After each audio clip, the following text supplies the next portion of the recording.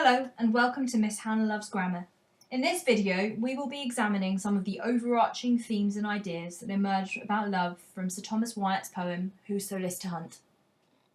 Firstly, here are some significant facts about the poet. Wyatt was an ambassador to France and Italy for Henry VIII, whilst also being a poet. His cultural experiences abroad gave him an insight into different forms of poetry, which he adapted to English, most notably the sonnet, the form he uses in this poem. This particular poem is inspired by Petrarch and his rhyme 190. Rumours at the time suggest he may have actually been a lover to Anne Boleyn, Henry VIII's second wife. He spent a month in the Tower of London until she was executed for adultery. And finally, this poem is often considered to be about Anne Boleyn. Additionally, this poem also situates Wyatt as keen to stake English as a language for love. Traditionally, Romance languages at the time of the Renaissance were considered to be Italian, French, and Spanish. Here, Wyatt writes in English to amplify its significance as a language of literature and love.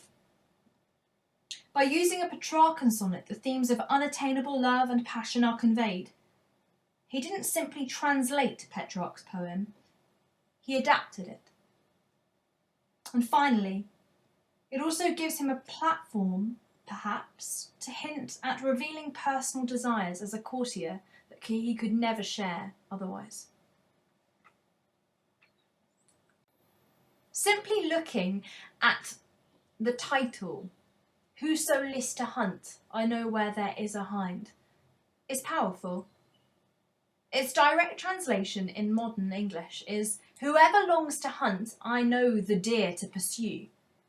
To me, it's a statement of conversation with the lads.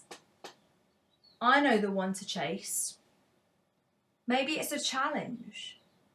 What's interesting in this poem is the use of the sonnet form is putting forward a logic, his argument. I know who you should pursue if you long to hunt, if you love the thrill of the chase.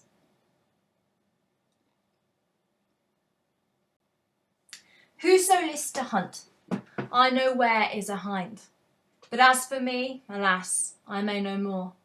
The vain travel hath wearied me so sore. I am of them that farthest cometh behind.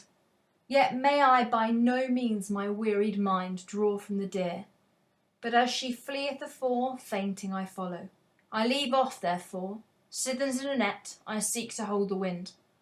Who list her hunt, I put him out of doubt, as well as I may spend his time in vain, and graven with diamonds in letters plain, there is written, her fair neck round about, nole me tangere, for Caesar's I am, and wild for to hold, though I seem tame.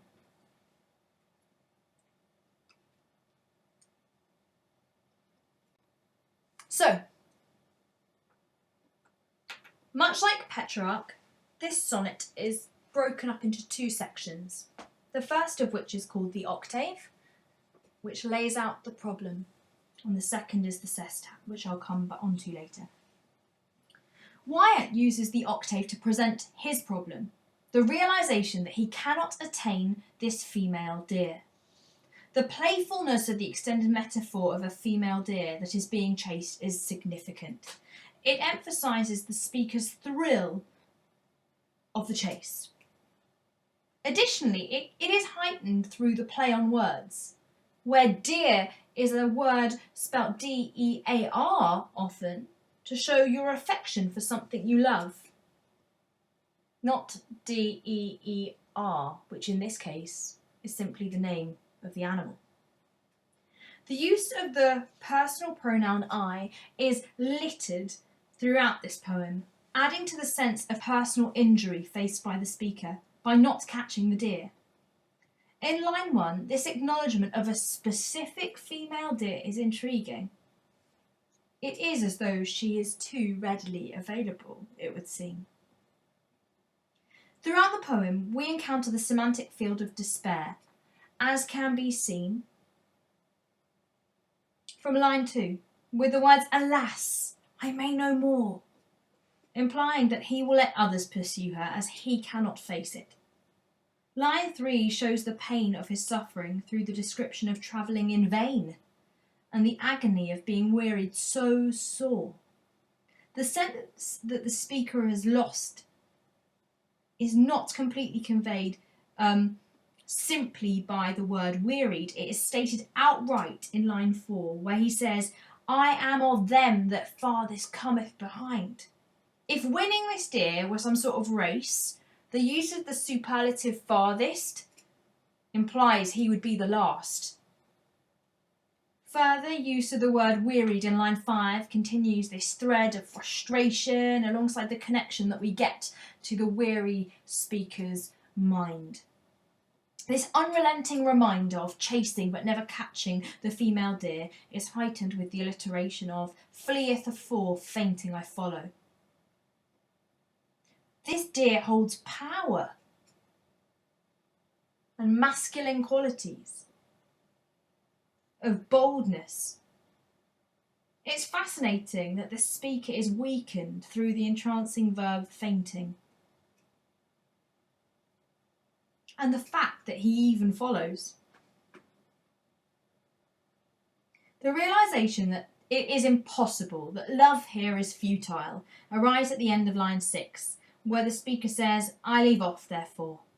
The connection to logic is clearly evident through the use of the word therefore. In fact, the octave seems all the more tragic with the image of the speaker being luckier seeking to hold the wind than catch the girl. Once more, the pain of this unrequited love is very clear. As we approach the sestet, with the line 9, "A vaulter, who list her hunt, I put him out of doubt," there is evidence that the speaker is putting to one side his own defeat to advise another in their pursuit of the deer. The near repetition from what we have in the opening line is really powerful. It strengthens that chasing the deer really is futile. This is stated once more with the repetition of vain in line 10. Hearts will be crushed with this woman in tow.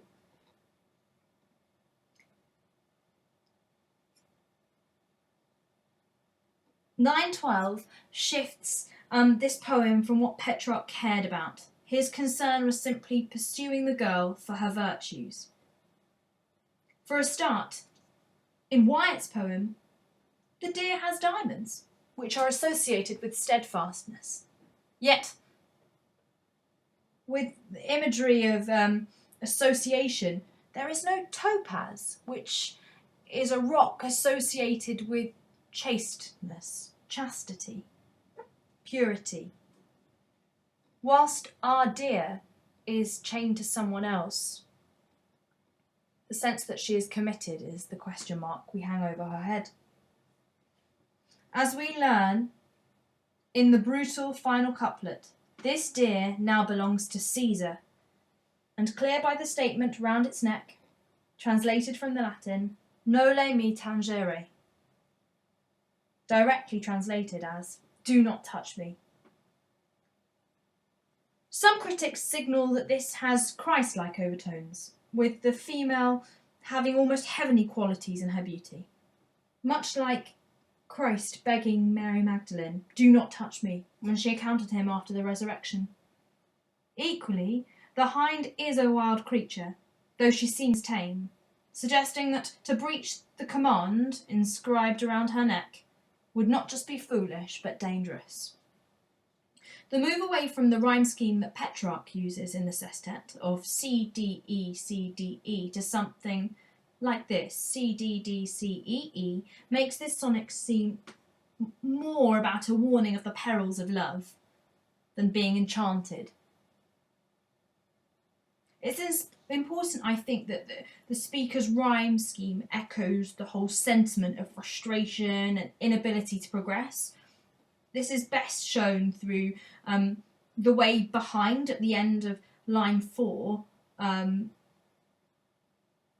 and hind from the first line, and how therefore a few lines on echoes a for from the previous line. It feels as if every step the speaker moved forward, there were many steps back. For many, this poem is about Henry VIII as Caesar, with the hind as Anne Boleyn. But I feel like that is a simplistic argument. This poem isn't designed for courtiers in Tudor times. Its simple imagery is appropriate for many different key themes. So, the links that we could make to love through the ages from this poem may well be love as a sport, the thrill of the chase. False hopes in love, lust as a priority and love as imperfect, love as pain and love as reckless.